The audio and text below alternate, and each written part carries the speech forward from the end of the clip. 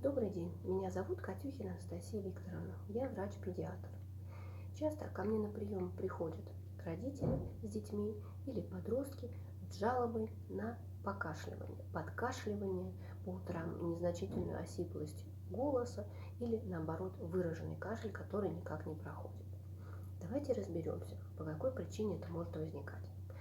Прежде всего мы оцениваем наличие у ребенка, в данном случае, признаков вирусной инфекции. Если это начальные проявления, то, соответственно, мы это расцениваем как течение вирусной инфекции.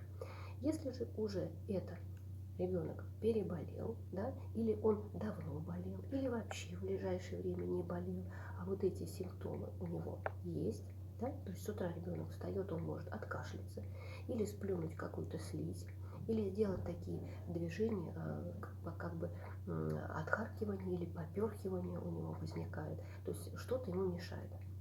Маленький ребенок, к сожалению, не в состоянии писать своих ощущений, а вот подросток уже в состоянии, что что-то мешает в горле, что-то постоянно откашливается, прежде чем что-то сказать, делает такие движения. Вот. То есть это основные жалобы.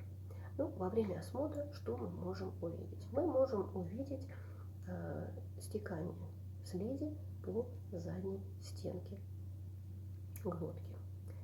Стенка достаточно рыхлая, и вот эти проявления, то есть вот эту слизь, которая может быть совершенно различного цвета. Она может быть как просто, практически прозрачного цвета, она может быть мутной, белой, может быть желтой или зеленой. Значит, мы понимаем, что вот этот кашель, подкашливание, связаны, скорее всего, именно с процессами в носу, в задних отделах. Если это маленький ребенок до 4 лет, то, конечно, мы в данном случае говорим об аденоидах, потому что до этого возраста не сформированы пазухи, ни Гайморова, ни лобная пазуха, практически они не развиты. Поэтому речь не идет в данном случае о гайморите или фронтите.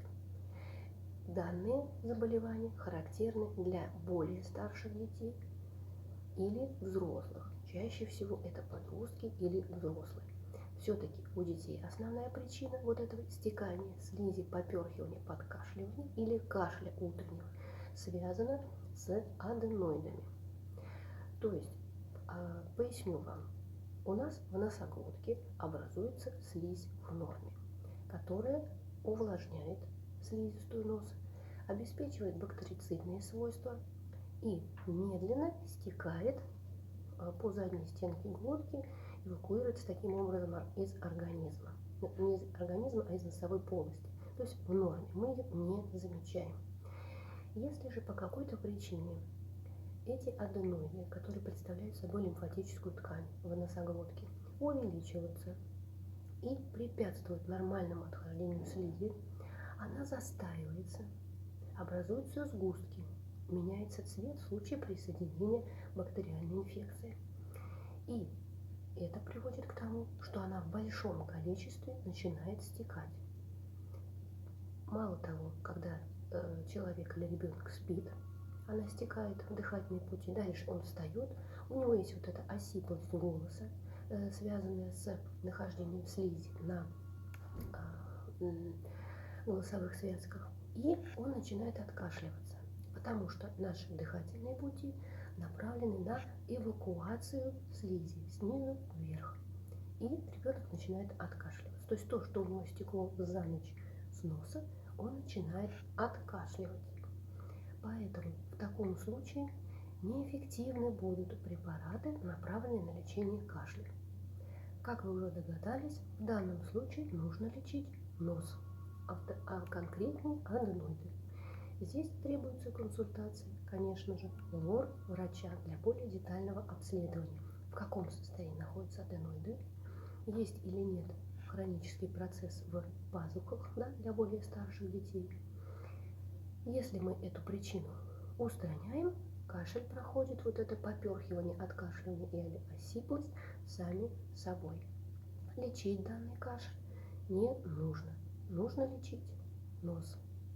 Еще раз напомню вам, что у более маленьких детей, да, младших детей, это чаще всего аденоиды.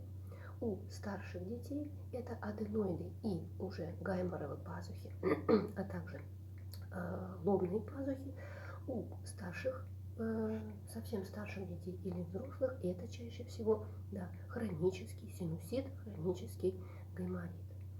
Поэтому, уважаемые родители, если у вас или у ваших детей есть похожие состояния, обратитесь, пожалуйста, за помощью или за консультацией к педиатру и лор-врачу. Если же вы пока не можете по какой-то причине показаться к врачу, и вы не видите серьезных выделений у ребенка из носа, нет желтых, нет зеленых выделений, то в домашних условиях самостоятельно вы можете попробовать справиться с данной ситуацией или немножко ее облегчить. Как же это можно сделать? Простым способом, увлажняя слизистую носа, промывая его физиологическими растворами, которые существуют у нас в различных вариантах, в виде капель у маленьких детей, в виде душа более старших детей, да, или спрея. У маленьких детей мы используем капельки, напоминаю вам, да. У более старших детей лучше использовать струю в виде душа, то есть не направленную, а расширенную. То есть несколько раз в день мы увлажняем слизистую носа, тем самым мы способствуем лучшей эвакуации этой слизи. Она не задерживается у ребенка на увеличенных аденоидах. Обязательно следите за влажностью воздуха. Она должна быть 50-60%. Температура нормальная, которая способствует хорошему дыханию, хорошему отхождению слизи из носовых путей, составляет 21-23 градуса. Когда очень сильно топят в квартирах, естественно, пересыхает воздух. И это воздух сухой, да, и это, естественно, пересушивает слизистые носовых ходов, способствует еще большему образованию слизи. Поэтому вот эти три основных компонента, за которыми вы можете следить сами. Влажность, температура и промывание, увлажнение носа. Если все-таки вам не удается справиться с данной ситуацией, обратитесь, пожалуйста, за помощью к педиатру и лор-врачу. Я желаю вам всем здоровья, успехов. Буду рада ответить на ваши вопросы и комментарии. Всего вам доброго.